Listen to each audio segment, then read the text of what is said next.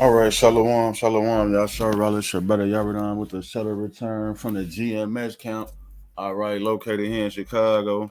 And I want to start off by giving all praises. Call halal yamla Yahweh Bashem, Yahweh Shabbat Shem, Kakadash, double honors to the apostles and elders of GMS. Shalom to the Icon scattered throughout the four corners, preaching his word in truth and sincerity, with discretion and discernment. And shalom to the Icon and a few Akwat and the children that might be tuning in too though. So yeah, I'm just coming back with another lesson, man. Lord willing, this quick, edifying, straight to the point concerning the so-called Native American Indians being a part of the 10 lost tribes. All right, namely the tribe of Gad, man. All right, the 10 lost tribes of Israel. Okay, so this is the book of Genesis, chapter 49 and verse 19. It say, Gad, a troop shall overcome him. So yeah, man. Hey, the Native American Indians was overcome by a troop. A troop of who? Edomites, man. Red devils, man. All right, I forgot how to pronounce that nigga Christopher Columbus, Christopher killing Columbus. I forgot how to say buddy real name. But yeah, man, that guy, he came and they overcame our people. They say, but he shall overcome at the last. That's right, cause what? Hey, that olive branches being brought back together, them two olive branches, that's the prophets from the northern and the southern kingdom coming back together. So it say, but he shall overcome at the last. So from 1492 up until right now, you got people, the Gadites on the reservations, and it's been all downhill since back then. But it say he gonna overcome at the last, right? So just the same way that from 1492 up until the late 1800s, we was beating the shit out of Esau Edom. The Gadites was beating their ass. That's the same way we gonna overcome them, man. Because the only way they defeated us was how? The only way that the so-called white man took over the Americas from the Native American Indians was in 1862, man. Around that time, Buddy made the Gatling gun. All right. And yeah, Esau, the so-called white man, his blessing is the sword. So this fits him perfectly. Just like I got the scripture right here that says Romans 8 and 16, the spirit itself bears witness with our spirit that we are the children of the Most High. Yeah, we got to be the children of the Most High. All right? Because why else would the president write this, man? This is a letter from Thomas Jefferson to John Adams on June 11, 1812. I'm going to read an excerpt, man, from like the third paragraph. It say, Adair too had his kinks. He believed all the Indians of America to be descended from the Jews, the same laws, usages, rites, and ceremonies, the same sacrifices, priests, prophets, fasts, and festivals, almost the same religion, and that they all spoke Hebrew. All right. For although he writes particularly of the Southern Indians only, the Catawbas, the Creeks, the Cherokees, Chickasaws, and Choctaws was whom alone he was personally acquainted. Yet he generalized whatever he found among them, and and and brings himself to believe that the 100 languages of America, differing fundamentally every one from every other, as much as Greek from Gothic, have yet all one common prototype. He was a trader, a man of learning, a self-taught Hebraeus, a strong religionist, and of a sound and of as sound a mind as Don Quixote's, and whatever did not touch his religious chivalry. It says his book contains a great deal of real instructions on it in the subject, only requiring the reader to be consistently on guard against the wonderful uh, obliquities obliquities of his theory. So the point was up here, man. All right, this is the point that the president Thomas Jefferson wrote to John. I mean, Thomas Jefferson wrote this to John Adams. He say he believed he believed all the Indians of America to be descended from the Jews, the same laws, usages, rites, and ceremonies, the same sacrifices, priests, and prophets. All right, fast festivals, and almost the same religion. All right, and they all spoke Hebrew. Okay, so yeah, the spirit itself bears witness with our spirit that we are the children. These people got to be the children, man. All right, because what? They got the same laws, usages, rites, ceremonies, sacrifices, priests, prophets, fasts, festivals, and almost the same religion, and they spoke Hebrew, man. All right, so without further ado, let me play this video. Oh, this here's my new trunk buster. This is my daughter, Catherine. Shalom Aleichem, Jackson 2 Bears. Mr. Baloo, what's the use of saying Shalom Aleichem to me? I'm a full Sioux Indian. I'm not one of the chosen people. All right, go ahead being stubborn if you want Well, to. I ain't stubborn. Oh, not much you ain't. See, the chosen people is stubborn, and he talking about he ain't even the chosen people. The spirit itself bears witness with our people. Salaki, the spirit itself bears witness with our spirit that we are the children of the Most High. You know, according to an ex-congressman of these United States I heard give a lecture at the Chautauqua this winter, Indians is the lost tribe of Israel, but he won't admit it. Just ain't true. He was an ex-congressman of these United States, I tell you. Oh, Papa, maybe he was mistaken. No, he was not. Jackson just got a mean, stubborn streak in him is all.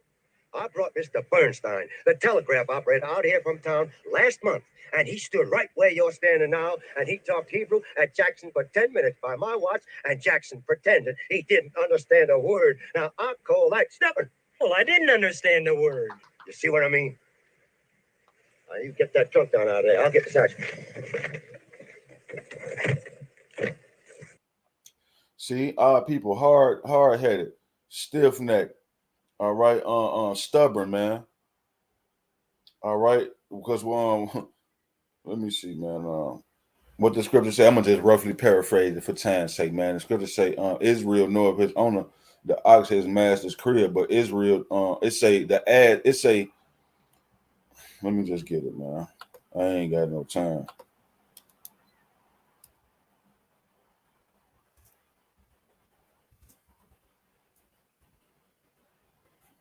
All right, this is Isaiah 3:1, man. It say, the ox knoweth his owner, and the ass his master's crib, but Israel doeth not know. My people doeth not consider. Yeah, you got Buddy even sitting there telling him that the Native American Indians is the Israelites, and here he go. He talking about nah. So yeah, our people stubborn. They don't even consider that they the people, man. All right. So this is the book of First Kings, chapter 10 and verse 22. It say, for the King Solomon had at sea a navy of Tarshish with the navy of Hiram. Once in 3 years came the navy of Tarshish, bringing gold and silver and ivory and apes and peacocks. So yeah, they was going over to the Americas, South America, and bringing these things back, man. They say so. King Solomon exceeded all the kings of the earth for riches and for wisdom, and all the earth sought to Solomon to hear his wisdom, which the Most High had put in his heart. And they brought every man his present, vessels of silver and vessels of gold, and garments and armor and spices and horses and mules, a rate year by year. And Solomon, and yeah, that's what's gonna happen in the kingdom. These same heathen nations gonna pay tributary, all right, to us. But it say, and Solomon gathered together chariots and horsemen, and he had 1,400 chariots, 12,000 horsemen, whom he bestowed in the cities for chariots, and with the king at Jerusalem.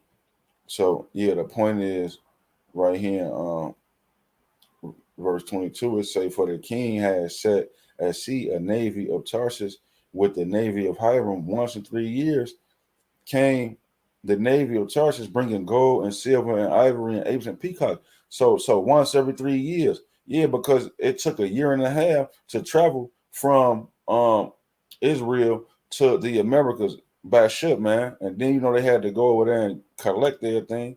So I got that word Hiram right here. It say a noble, the king of Tyre, who sent workmen and materials to Jerusalem to build both the palace for David and the temple for Solomon. The chief architect and engineer of Solomon's temple sent by King Hiram to Solomon. So yeah, man, this was a Hamite, I believe. I believe this was a Hamite, right?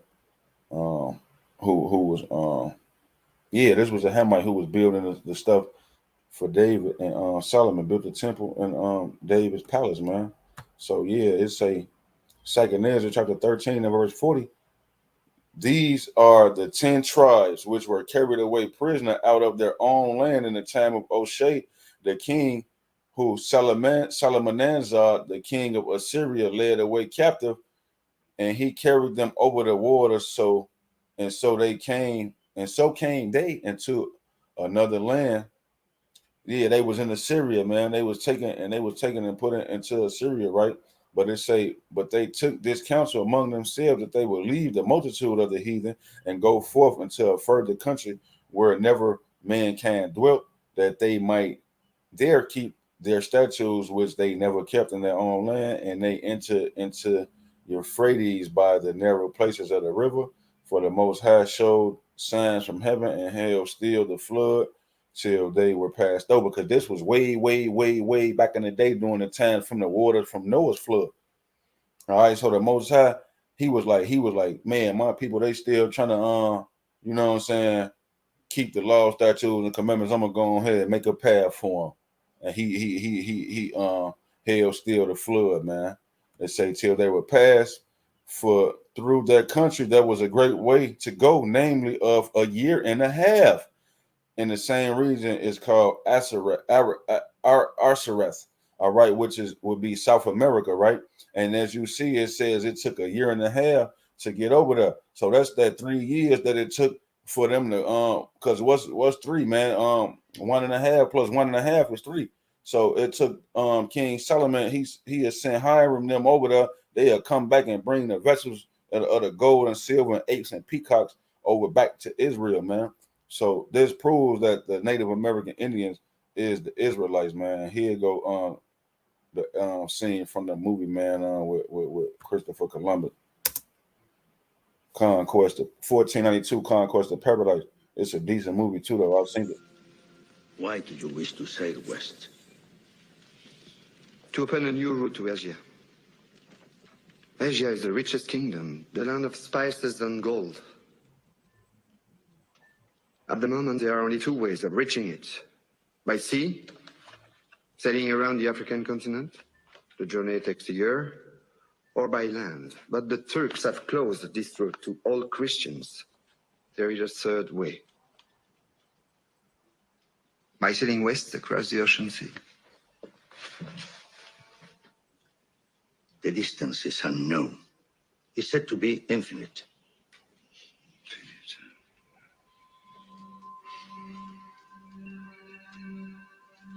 Superstition.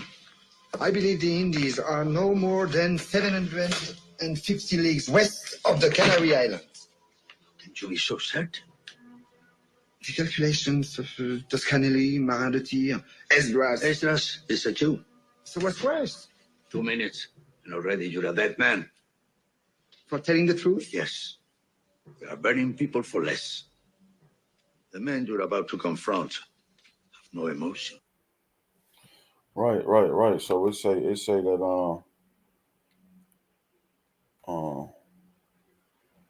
so like I was thinking about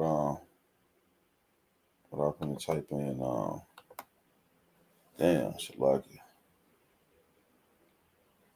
oh yeah,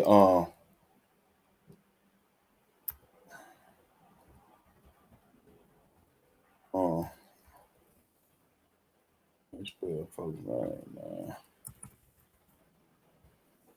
Columbus had Hebrew interpreters, right?